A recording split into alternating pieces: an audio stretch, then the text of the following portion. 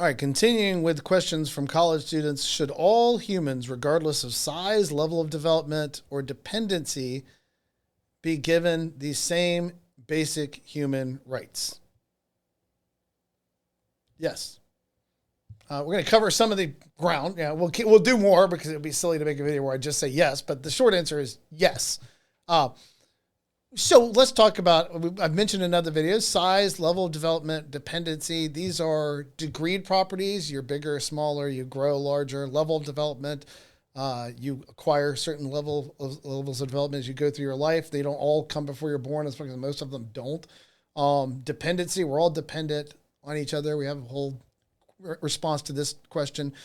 So should you be given the same basic human rights? Yes.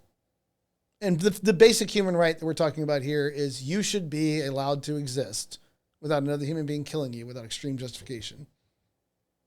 You should just be allowed to continue to exist and to grow and to mature without other human beings killing you. Yes. Now, what this does, I hear people try to add nonsensical elements to this. Well, are we going to give them birth certificates? Are we going to, instead of give birth certificates, are we going to start to do conception certificates? Or are we going to give them social security numbers before they're born?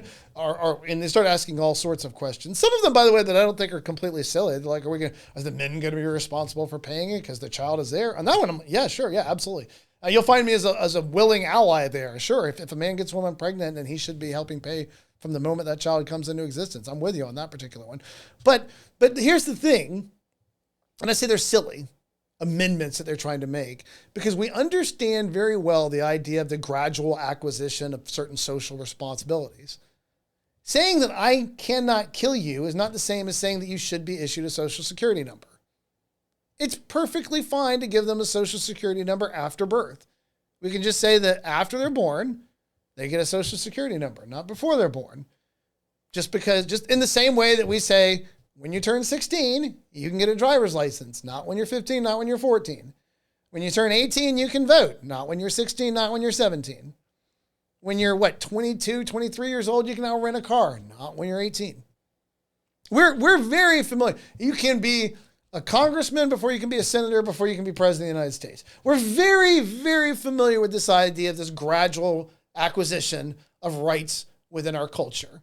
And we understand that you don't have to treat every human being, no matter what age they are, exactly the same in every way. And anybody that tries to play that game is nonsense. But yes, every human being ought to be treated the same in this. From the moment they come into existence, you should refrain from killing other human beings. All of us, every one of us, the same.